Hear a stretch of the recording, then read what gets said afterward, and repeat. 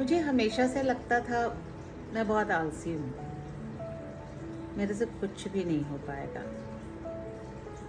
मैं औरों को देखती थी, घर भी कितना ब्यूटीफुली मैनेज्ड, सब कुछ नीट एंड क्लीन जगह पर। मेरा घर मुझे ऑलवेज मेसी फील होता था। बाकी सबको देखती थी अपने हेल्थ को लेकर भी कितने concerns, regular walk, gym, workouts करने, योगा क्लासेस, अपने ब्यूटी रिचुअल्स में भी सब पक्के। एवरीडे एक रूटीन है तो करना ही करना है।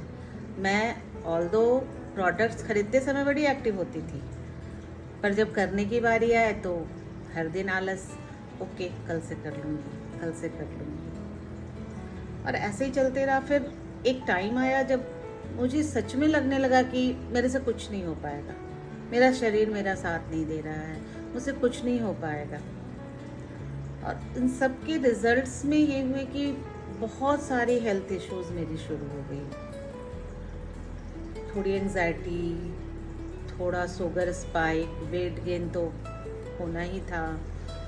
फिर कभी मेरे एंकल पेन, स्वेलिंग रहने लगी, कभी मेरे बैक पेन शुरू हो गए, एंड सो ऑन मतलब चलता ही रहा ये सिलसिला। कुछ ना कुछ ऐसा होता रहा। फिर मुझे समझ ही नहीं आता था कि मैं कैसे करूँ। हर दिन रात को एक कसम खाती थी, कल से तो पक्का करना है, पर सुबह होते ही फिर वैसे ही। ना मेरा शरीर साथ देता था, ना मेरा ब्रेन मेरे साथ होता था। मतलब ऐसा कहूँ ना, सच में कहूँ तो मुझे लगता था मेरा कोई कोऑर्डिनेशन ही नहीं है मेरे माइंड एंड बॉडी के साथ। तो मैं समझ ही नहीं पाती थी आखिर ऐसा क्यों, जबकि मैं सालों पहले मैं ही थी जो इन सब में बहुत परफेक्ट थी। मुझे वर्कआउट करना, योगा क्लास, वॉक, ये सब बहुत अच्छा लगता था, मैं बहुत करती थी।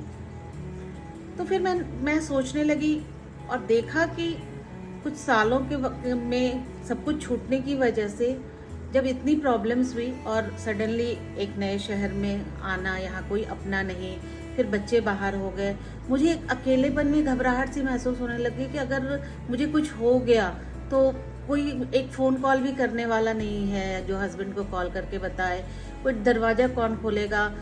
मेरी घबराहट इतनी बढ़ी कि मैं वॉशरूम के डोर्स तक लॉक करके नहीं जाने लग गई। फिर मैंने रियलाइज़ किया कि आखिर इसके पीछे कारण क्या है, क्यों मैं ऐसी हो रही हूँ।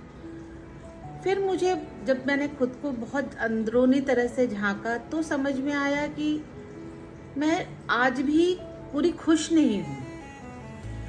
मैं नहीं कर पा रही हूँ, इसकी वजह से दूसरों को देख के कंपैरिजन में मैं फ्रस्ट्रेट ज़्यादा हो रही हूँ कि दूसरे कर पा रहे हैं, मैं कोशिश ही नहीं कर रही हूँ। मैं सब कुछ परफेक्ट करने की कोशिश में लगी थी, मुझे ये भी करना है, वो भी करना है, मेरा डाइट भी सही हो जाए, वर्कआउट भी हो जाए, योगा भी हो जाए, वॉक भी हो जाए।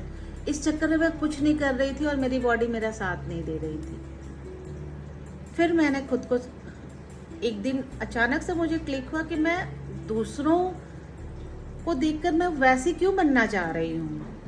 मेरी बॉडी मेरी अपनी है, दूसरों की नहीं है ना। तो फिर मैंने अपने बॉडी को समझना शुरू किया। फिर सच कहूँ तो सही मायने में सेल्फ लव शुरू हुआ। फिर मैंने समझा कि जितना, और मैंने एक मंत्र बना लिया, टेक इट इजी, जो जितना आसानी से हो पाए वो करो। तो मैंने थोड़े थोड़े स्टेप्स लेने शुरू किए।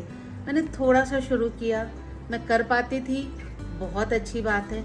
जब नहीं कर पाती थी तो और भी अच्छी बात है कि मैंने अपने बॉडी की सुनी, मैंने बॉडी को रेस्ट दिया आज। और सच कहूँ तो जब ऐसे छोटे छोटे जब उसको इजी लेना शुरू कर दिया, मैं भारी नहीं होने लग गई, तो धीरे धीरे करके काफ़ी चीज़ें मैं कर पा रही थी। तो मुझे रियलाइज हुआ कि यहाँ कमी मेरी लेजीनेस नहीं थी, वो एक्शन की कमी थी, क्योंकि मेरा माइंड और बॉडी कोऑर्डिनेट नहीं हो रहा था।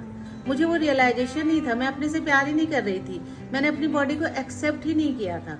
जिस दिन वो किया, सब कुछ अच्छा होने लग गया। और मैं लेज़ी तो बिल्कुल नहीं हूँ, इसका सबूत है कि आज मैं आपके सामने हूँ। अगर लेज़ी होती तो मैं आज यहाँ नहीं होती। तो आज मैंने अपनी वो वाली बकवास भी तोड़ दी।